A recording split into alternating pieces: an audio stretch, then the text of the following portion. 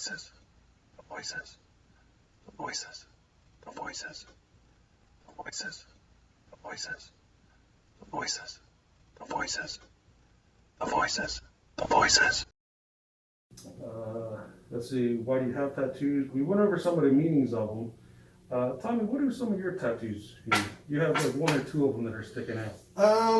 For the most part, it's funny that you mentioned earlier the idea of like tattoos remaining hidden versus like how visible they were. I'm not sure how well the camera would be able to pick it up, but both sleeves used to end right about here, like 7/8 length. In traditional Japanese terms, it's called shishibu, or 7/10. And they kind of did that traditionally because back in the day, tattoos went from legal to illegal through different governmental changes, from like going all the way back to like medieval times. And then even up into today. I was literally this time last year, I was in Japan. And there were certain mayors and stuff like that and certain prefects that had actually like gotten in on passing like tattoo legislation laws. Things like if you go to a public bathhouse, they're called onsens, you literally can't go if you're heavily tattooed.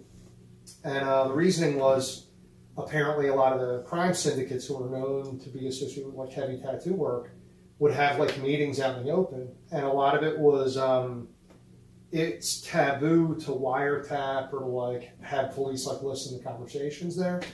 So they were kind of like getting away with a lot of that stuff at the time.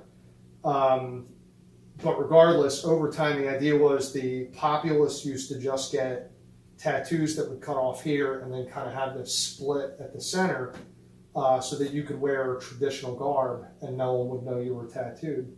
So that's why you usually see a lot of the old school like Japanese suits stop there. As time went on, and the longer I spent in the industry, the more I realized that I could obviously extend it. You know, we live in a different culture too, and we were able to kind of put a spin on stuff. So they went further down, but the overall imagery was set up where it was kind of like a good and evil kind of thing. The left having some, I guess, more like negative associated imagery, like only demons and creatures of legend and you know stuff like that. And the other side is like a Buddha with like a big dragon behind it. And oddly enough, the cut off finger, which was part of this, like it's a Buddhist koan that my great grandfather told me when I was a little kid. Same one I mentioned earlier. So that's all kind of tied in. And then I started getting tattooed whenever I would travel too. So I have sakyan. This is the actual traditional poke method that they do in Thailand. So method where they're actually with the I don't They want to say actually stick, do like it. Yeah, it's by hand. There's like basically a long wooden rod, and there's a ritual that goes into it. And they believe the sakyan tattoos are like protection based. And the guys that do it are trained by monks, and it's more or less like a prayer that they go through while they're, you know, putting it in. And the idea is it's supposed to like, you know, give you the magical powers that are associated with it. I got like a sakura when I was in Japan, you know, stuff like that. So over time, it's been kind of added, but I think I'm floating around, I think, high 550 hours, 560 hours worth of tattoo work. So it's pretty much, I'm not sure if the camera's able to see from basically my head down to my feet. So I think if I tried to break them down individually, we'd be here a really long time. the traditional one on your wrist there that you were talking about. Does that feel any different? Because I was between the way they're doing it with the I don't want to call it a stick, but sure, the way they're doing it as opposed to with a traditional, you know, tattoo gun. What I felt was the rhythm is a little different. Like the whole setup was definitely strange because they do it. A lot of the Eastern cultures have it where you're either on the floor or laying down on like a mat. And they did something very similar. I basically was laying flat on the floor, and it was a two-man job. They basically have one guy that does the stretching of the skin, while the other one actually does the tattoo work itself. A lot of the other stuff is very familiar, and it's kind of similar to like the way we tattoo now. They use individual ink cups that they can throw out, and A&D basically to like lubricate the tattoo and things along those lines. And we were originally going to go out. There was a temple that's kind of like out in the jungle, and there's monks that actually do the tattoos out there. I think Angelina Jolie's got like work done at the same place. And the more I looked into it from a health standard, I was like, they use communal ink. Like, it's legitimately, it's the same pot of ink for like all the people that use it. And they swear no one's ever gotten like hepatitis or sick or any of that stuff from it. But because they never got back to civilization. By the time the results came back. But I was a little sketched out by that, and I decided that I'd rather have it done under modern, like laws, I guess, when it comes to the regulation stuff, and then and just go from there. When I was in the Marine Corps, played volleyball on our squadron volleyball team, and one of the guys that was on the team with me was a Samoan, Right. and his father evidently had been very prominent, but became a Christian minister. Right. So he was a Protestant reverend at some church on the island. But when we were playing volleyball, at the time, we wore green, silky shorts. The coochie cutters. Yeah, but it was popular to wear an olive drab green pair of biking shorts underneath them, just to be more modest. And I thought that's what he was doing, when I saw him when we would practice together, until one day I was talking to him, so I was right next to him, and it was a solid tattoo all the way down just above his knee. So it turns out in Samoan society, according to where you are on the social ladder, the tattoos are more elaborate, and they encompass more between. They're pretty much between the top of your rib cage and the top of your knees. Sure. And the more solid they are on your legs, the higher you are in the status, and the higher they come up over your side. And they get really elaborate on the top with designs where they get more solid down on the bottom.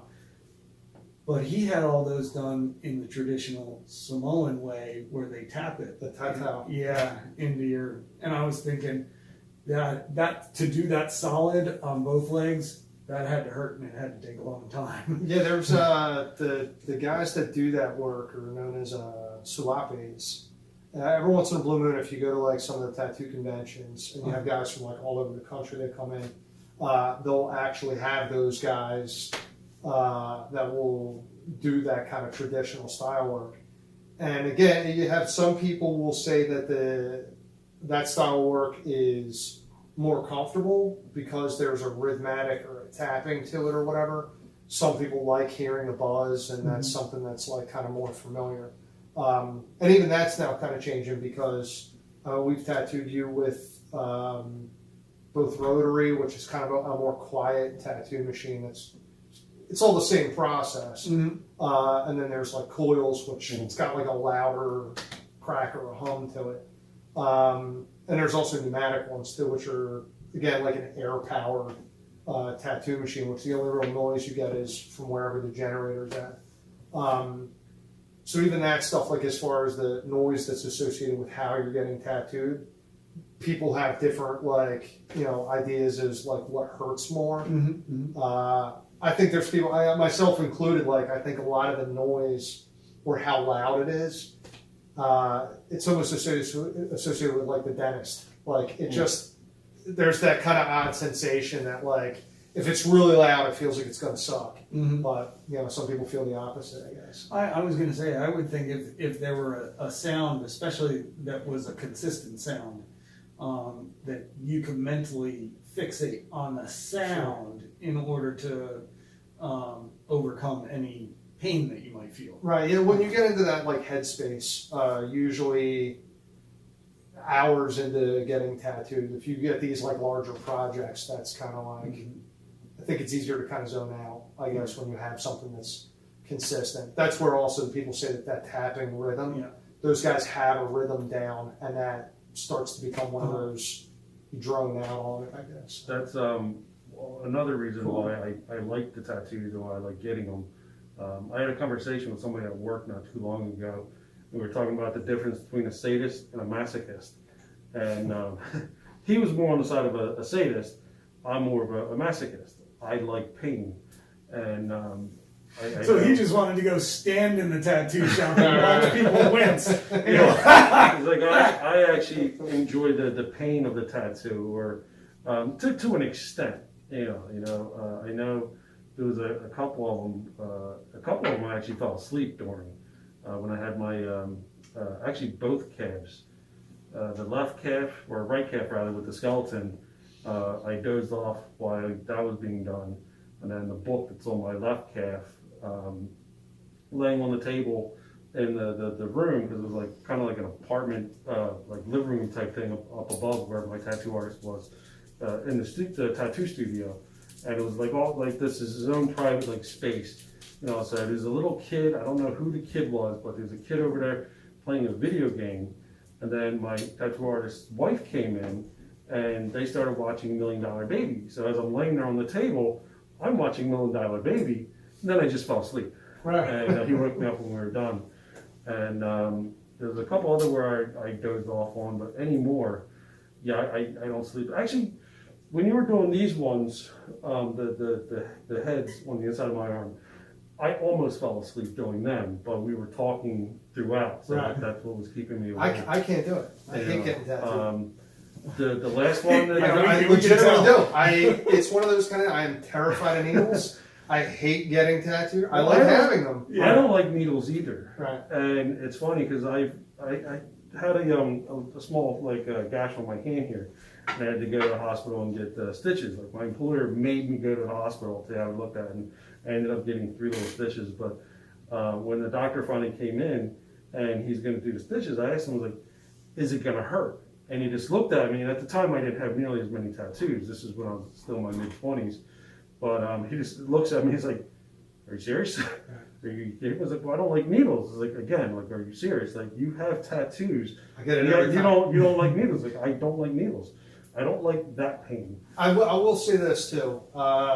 From tattooing as long as I have, 9 times out of 10, the best sit that you're going to get, it's going to be females. I don't know what that is, but ladies definitely handle tattoos better than guys do. I don't know whether it's the chemical makeup that's involved in having kids, and they just have access to those, that chemical reserve or the mindset. My wife is one of those complete sickos. Yeah, I mean, it's one of the, like, it's impressive to see, because I've watched 110-pound girls get their ribs blazed on for like 4 hours and not make a peep, which for anyone who doesn't know, it's a brutal area to get tattooed. And they don't make a peep, they're fine with it. And then I've seen 300-pound, 6'2" biker dudes that like start to tear up, and they bitch the entire time if they're working like on a spot on their arm that's kind of easy. So it's funny, but I give props to the ladies, and I would 9 times out of 10 prefer to tattoo a girl in an uncomfortable area, because they, for some reason, just I don't know. Maybe it's the same thing with like when guys get sick. I'm not sure if it's like your husband's the same way or whatever, but like if I get a cold, I am the gigantic bitch of the house. But my wife will get like 103-degree fever and be like, "Oh, I gotta go to work, I guess." It's, just learn to like deal with it.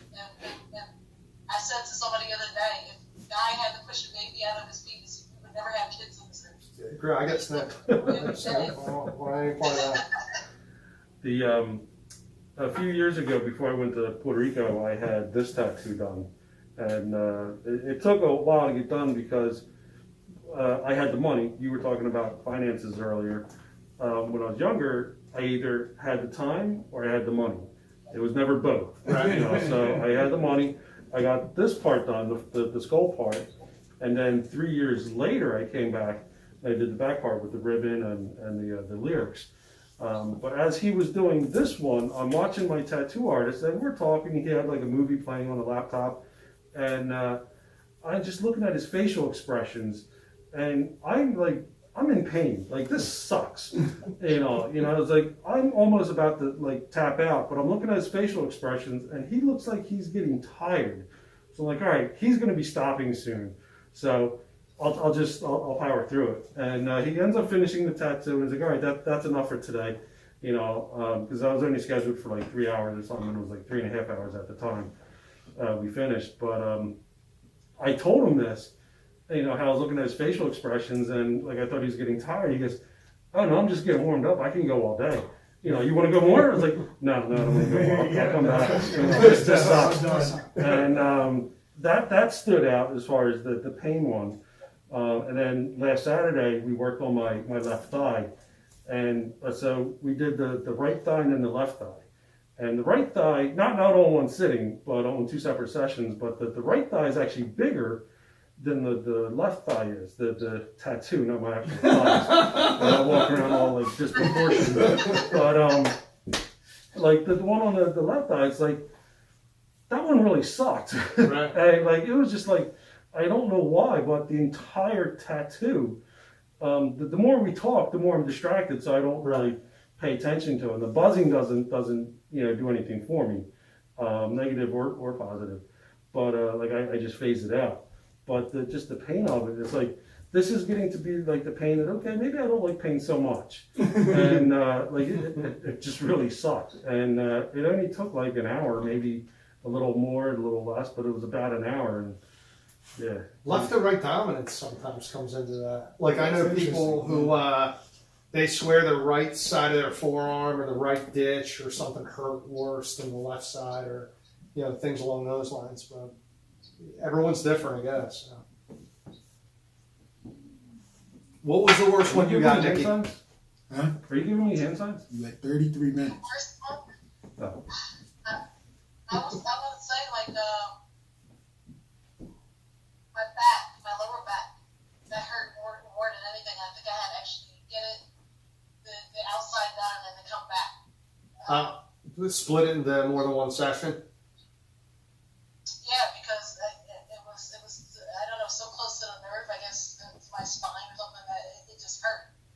I was jumping, for sure. How about the easiest one? Was probably my shoulder. I didn't feel anything. It was quick and over with and not even really flinch at all. I think also, and I don't know if this is your same experience or with you too, the younger I was, I think the easier it was to get tattooed and the longer I could sit. Like, I think back to now, like when I was first getting tattooed, like 18 through about like 25, which ironically is like where the strongest drinking years are, where you don't really get hangovers, where you could like get 20 minutes worth of sleep and then work 2 doubles and like, just shake it off. I think the older I got, definitely now, at least the older I get now, I think the recovery time and the actual sitting for it just sucks more. I don't know whether it was when I was just like, yeah, I don't care, just do like 6 hours, and that was like not a big deal. And now I'm a total bitch. I tap out like maybe an hour and a half in. I'm like, all right, this sucks. I'd rather break it up. And I think I was in my mid-20s when I had my chest here and my back done, and I had it done all one sitting, and he had me sitting up in a chair. And he did it in quadrants, so this side, then this side, this side. And it didn't really hurt too much, but I'm sitting up in the chair, but my feet are up also. And I'm just sitting there, and there was this kid in the corner drawing different designs for stuff. And after a while, my legs started to twitch. And he's going here and then over to here, and my legs are twitching. And every now and then they would just jump up. So when he's doing this side, it's this leg. When he does this side, it's this leg. sure. And it always seemed to time it to where when the kid got up to leave the room, that's when my leg would jump up. And it looked like I'm trying to kick him. And I'm like, dude, I'm not trying to kick you. This is like, he's hitting nerves or something. I don't know what it is. And then he finished this. And other than the twitching, which wasn't painful or nothing, it was just a weird thing, you know. But when I turned around and he started doing the back, yeah, that's when it sucked. That's when it just became like all the endorphins wore off and I've had enough. And it's like, are you done yet? Can we like move this along? Like this is starting to hurt. You know? I would say that I think men, I think people in general grow a greater pain tolerance as they get older. Because I know when I was a kid, you know, nothing really bothered me that much, but I didn't get injured. I don't know how I made it through life with. I've never broken a bone and I've only had 5 stitches. Wow. But so, I mean, and it wasn't like I lived a conservative life. I mean, I was jumping out of trees, jumping off of roofs. You know, I I've was seen doing you all throw kinds people over bar tables before. And I was just a dumb kid. I think I got hurt all the time because I made poor choices. yeah. So, Well, one of my poor choices was making a makeshift jump out of rocks so I could run over it with my my bicycle, and slammed to the exact wrong place on the crossbar on the way down, and had a bruise that made it painful to urinate for like the next 2 weeks. I was like, oh man. see, tattooing's way downhill from that. But, It's but so just, what you I know, mean it's about not- getting older, when I hit my 40s, so when 40 to 43, other than when I was in the Marine Corps, was about the best shape I'd been in my life. Right. I was working out I was lifting 4 or 5 times a week. I was running 4 or 5 times a week. And I was just in great shape, but there wasn't a single day that something didn't hurt. Right. I mean, I was in pain every single day, and it wasn't because of injury. You know, Your it was knees just and your ankles kind of suck. lower yeah. back, It's generally. just like, you know what? My leg's not buckling, so I'm just gonna keep going. Right. You know, and I'm like, holy crap! It gave me a new respect for old men. Right. You know, those bastards. I don't really feel like any body pain the older I get. Not yet. Thanks, I got something to look Yeah, I forward agree. to. It's The only time I actually do feel body pain, like I'll have like my low back will hurt or something, it's when I don't work out. Like if I work out, even like somewhat regularly, you know, I feel okay. But when I don't work out for stretches, which is like now what I'm doing, and it's not even, I'd say mainly because of COVID, but not just COVID. It's just because I'm lazy, and I don't have the desire. Like I want to do it. I got all these ideas. Oh, I'm going to do this exercise. I'm going to do this exercise. This is the program that I'll do. You know, then it's just like, I don't want to do it. I'll do it tomorrow. Yeah. You know, I'll grab a beer. I'll in start that later. space, you know, Yeah. I got I wine can do over this there. But I don't feel that pain. And even with the tattoos, like when I do get injured now, I'll heal pretty quickly. Right. And my tattoos, they seem to heal quicker than when I was younger. It would be like that whole like 2 week-ish range before. Sure. Now it's like a week, and it's like just about healed already. well, that's You know. my skill level. I was gonna say my diet, Take but we credit can for go. that. with That's what, you know, whatever. It's just, Yeah, but I seem that they heal quick, and I was talking with somebody at work before, and telling A them little like alcohol for basically, me, a little alcohol for you. basically like the Wolverine, and yeah, he didn't think it was funny. He kind of ended the conversation right there. But, I think I'm trying to go off topic here. So Nikki, how are you doing? Good. So I imagine we've kind of covered that topic a little bit. A little bit. The voices. The voices. The voices. The voices. The voices. The voices. The voices. The voices.